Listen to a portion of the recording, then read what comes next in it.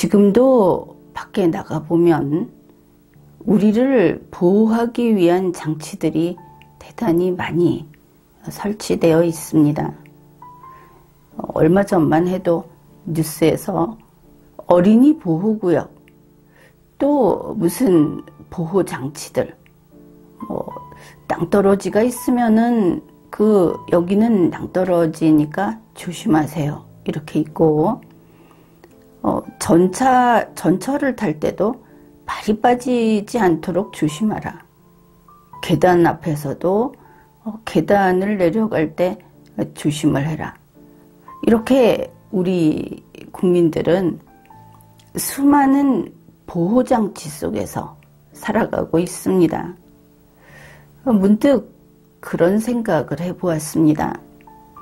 보호받는 삶이라는 것이 인간의 두뇌 기능을 얼마나 단순화시키고 있는가. 쓰여 있으면 보고 따라한다. 이렇게 되어 있죠. 한번 우리 주변에서 이런 보호장치가 가장 적은 곳을 찾아보자. 이런 이야기를 해봅시다. 우리가 산에 갈 때 등산로로 산을 오릅니다. 물론 자연을 보호하기 위해서 이번에는 그렇게 하고 있는 것이죠. 아마 한두 번씩은 여러분도 본 적이 있을 텐데, 일본에 보면은 자연을 보호하기 위해서 산길을 갈 때 아주 좁은 대나무 같은 것으로 이렇게 바닥을 깔아서 길을 쭉 내놓은 것을 본 적이 있을 겁니다. 그 길을 따라서 등산로를 오르는 것이죠. 등산이라기보다는 앞산, 뒷산을 오를 때 그런 식으로 설치를 해 놓았습니다. 그걸 보면서 일본인들이 참 얌전하게도 길을 설치해 놓았구나, 이런 생각을 했었는데, 지금은 생각이 달라졌다, 이렇게 이야기를 하겠습니다. 맨 처음에 작은 동산이 있었다고 합시다. 그 산을 올라갈 때 어떻게 길을 내기 시작했을까? 처음 올라가는 사람은 어쩌면 여기저기 피어있는 진달래꽃을 보면서 저쪽에 또 있네, 저 위쪽에 또 있네 하면서 그것이 절벽이 아닌 한 자신이 보고 싶은 것을 조차 산 정상까지 가지 않았겠습니까?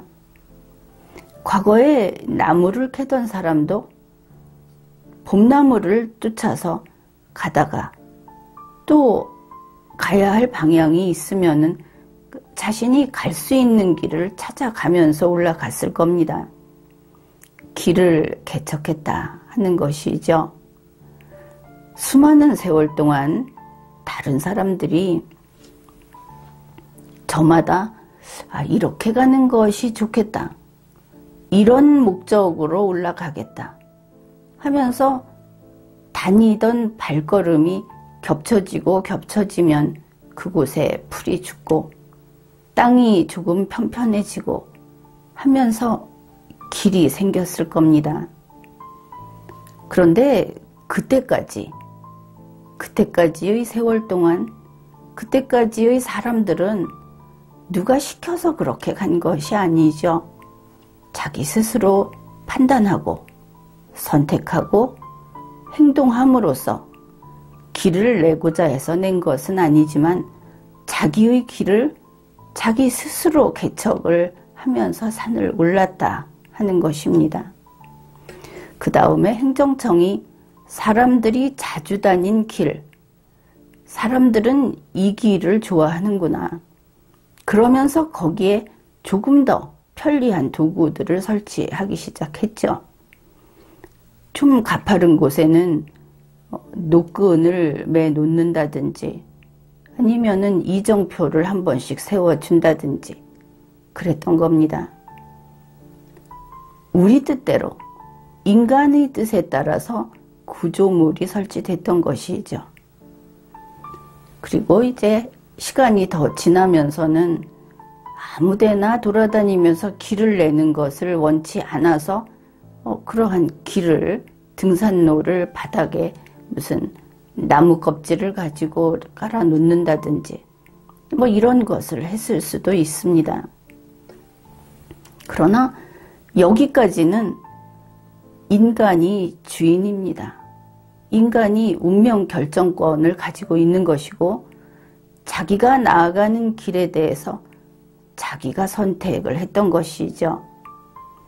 그런데 일본처럼 좁은 길을 쭉 설치해 놓고 당신은 이 길을 걸으면서 주위에 어디에도 가서는 안 된다. 당신은 운명 결정권자도 아니고 길을 선택할 수 있는 자도 아니고 단지 구경꾼이다. 손님이다. 이런 뜻이 될 수 있다. 좋은 면이 물론 있죠. 그러나 지금 이 이야기를 하는 것은 보호받는 것인가, 자유나 창의가 아예 묵살된 것인가, 그런 이야기인 것입니다. 우리는 멀쩡한 성인입니다. 우리 아이들도 대단히 똑똑합니다. 그런데 계단마다 오른쪽으로 가시오. 물론 출퇴근 시간에 붐비 있는 시간을 어떻게 현명하게 부딪히지 않고 갈까 해서 생각을 한 것일 수도 있지만 이것은 한가한 시간에도 사람이 없는 때에도 여전히 표찰이 붙어서 오른쪽으로 가시오. 이렇게 붙어 있는 겁니다. 왼쪽으로 가면 누군가가 이것을 지적하는 그런 경우도 당할 수 있습니다. 얼마 전 산에 가서 마스크 안 쓰는 사람들에 대해서 경고하는, 비판하는 소리를 듣기는 했습니다. 도저히 납득이 되지 않았습니다. 산은 모두가 드나들 수 있는 곳이기도 하지만 갇혀있는 공간이 아니죠. 산에 가서 마스크를 쓸 것이라면 산을 그냥 다 갈아엎어버리지. 뭐하러 산을 두고 있는 것인가? 우리는 산에 가서 바위를 위하여, 나무를 위하여 우연히 똑같은 마음으로 마스크 쓰기를 고집하는 사람을 위하여 마스크를 써야 하는가? 잘 생각해 볼 일입니다. 우리는 너무나 지나친 간섭을 받고 있고 거기에 당연시하고 있다. 이것은 비판을 하자는 것이 아닙니다. 우리가 그러한 적혀있는 주임은, 지시, 이런 거에 대해서 생각도 해보지 않고 그냥 따르고 있는 것이 아닌가. 산에는 원래 산길은 없었던 것이다. 작은 산에는. 그렇죠. 누군가가 그것을 시작했다. 지금에 와서 아무데나 돌아다니자는 이야기는 아닙니다. 그러나 어느 쪽 길이 좋을까 생각은 해볼 수 있겠죠. 지금 이 길의 문제점도 생각해 볼 수 있는 겁니다. 당연히 나 있는 그 길로만 가야 한다.